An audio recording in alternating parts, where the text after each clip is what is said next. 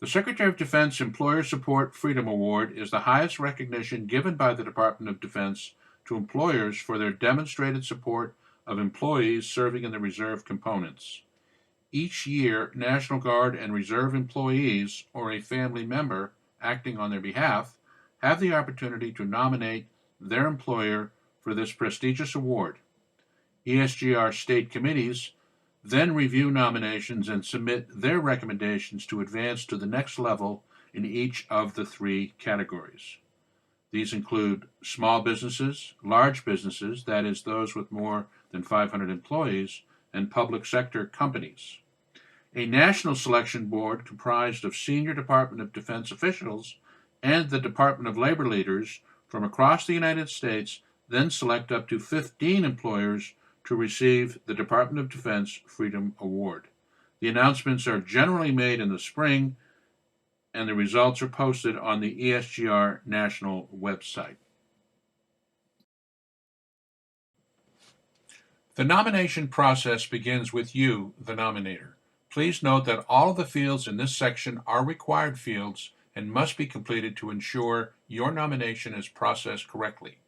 Also note that under the status drop-down is the opportunity for the service member's spouse to nominate the employer.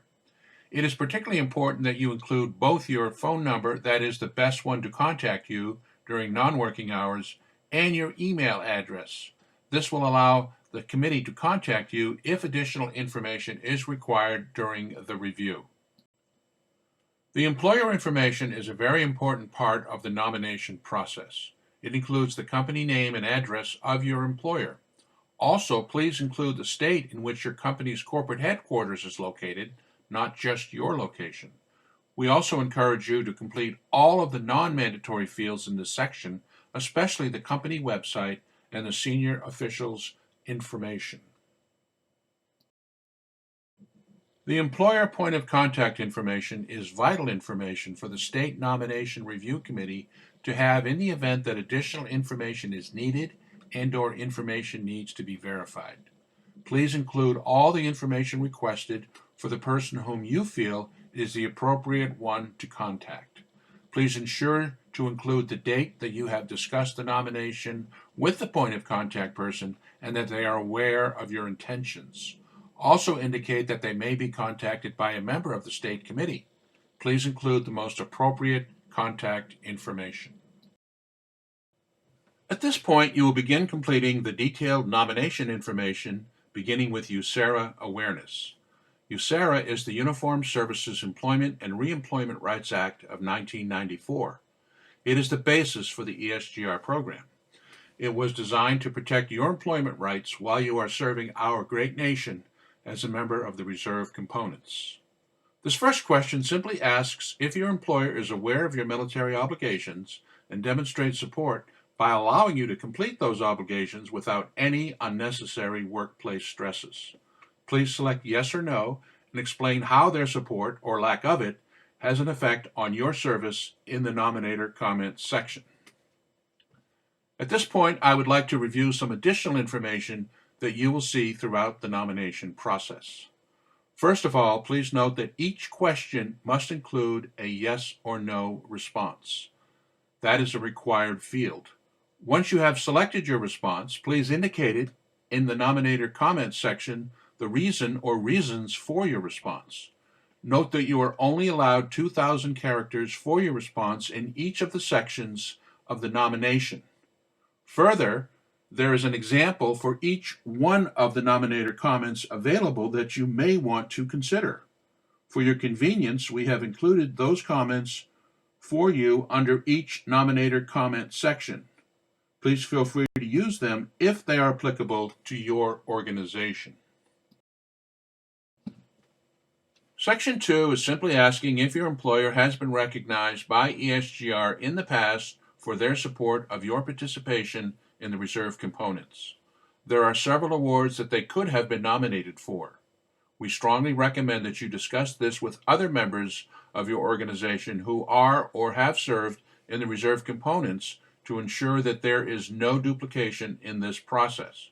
Once again, it is either yes or no. If the answer is no, we have provided you with the link directly to the National ESGR Patriot Award website for your convenience. Note that the receipt of the Patriot Award is not a requirement to receive the Department of Defense Freedom Award, but it is encouraged. If your employer has received an ESGR award in the past, we strongly recommend that you include the type, the date, and the details in the Nominator comment section. Section 3 is asking if your employer has recognized your participation in the reserves and any available media, either internal or external, may include the company newsletter, bulletin boards, and other forms of communication. Once again, the answer is either yes or no, and we encourage you to expand on your selection in the Nominator comments. Section 4, Service Member Support, is asking whether your employer interacts with you and/or supports other members of the military during times of deployment. Now, that's very important, and there are several ways in which they can do that. Please make your selection and expand on the reason for that selection in the Nominator's comment box. Section 5, Family Support. Please explain whether your employer interacts with your immediate family, your extended family, or a significant other while you are away on military duty, whether it be a weekend drill, annual training, or an extended deployment. If the answer is yes, please describe what they do to support your family and the effect it has had on them. This would certainly be something very positive and should be captured in the Nominator comments. Section 6, Compensation Policies. This section deals with both pay and benefits that your employer may or may not continue to provide during deployment, whether it be short-term, such as annual training or military school, or a longer extended deployment, particularly overseas.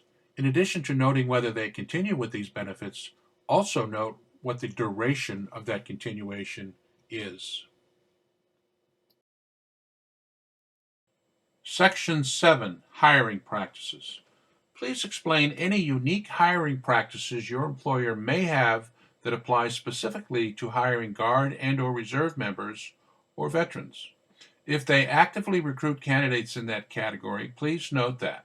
If you are not aware of any policies, please discuss with a member of the Human Resources Department and other members of your organization that are members of the Reserve components. General Military Support. Please note whether your employer has established any policies or procedures which are favorable to members of the Guard and Reserve. This may include discounts on company products or other services, designated parking for service members, scholarships for service members and/or their family, or other employment programs. Once again, we recommend that you discuss this with your colleagues who may also be members of the Reserve components or have previously served. The additional information section is your last and perhaps your best opportunity to provide additional information on the support that your employer provides to you during deployments and other commitments to the Reserve or National Guard. For your convenience, we have included a link to a list of sample best practices that you may find useful in the event that your employer does the same or similar types of things in your organization. Please feel free to review that and take advantage of that opportunity. The nomination source is simply an ESGR marketing effort to determine how you learned about this unique opportunity to nominate your employer for this award. Was it social media, word of mouth, a unit briefing, or perhaps correspondence or communications with another service member? Please use the drop-down menu to select the appropriate method in which you learned about this wonderful opportunity to nominate your employer for this prestigious award.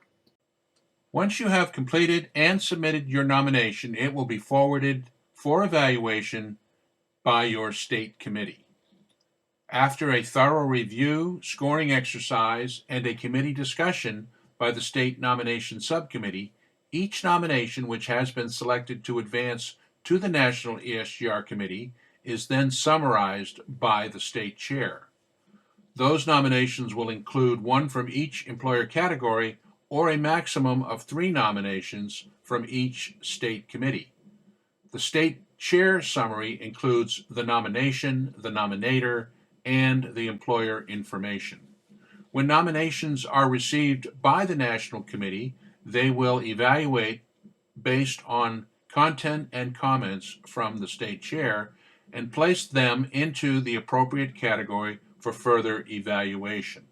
If the content is deemed worthy of additional consideration, it will be placed in a final group by employer category for the DoD Freedom Award. Up to 15 companies will receive this prestigious award. The award will be presented by the Secretary of Defense or their designated representative, and the ceremony will take place at the Pentagon in Washington, D.C. There are several ways for you to seek additional information and/or assistance with your nomination entry. Listed here are the ESGR National Headquarters Customer Service Center phone number, website address, and email.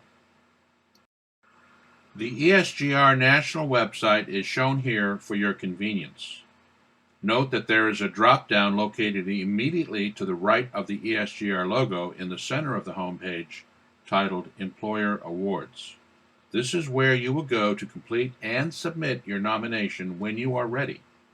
Please visit the website in advance to learn more about the process and the timeline for nominations.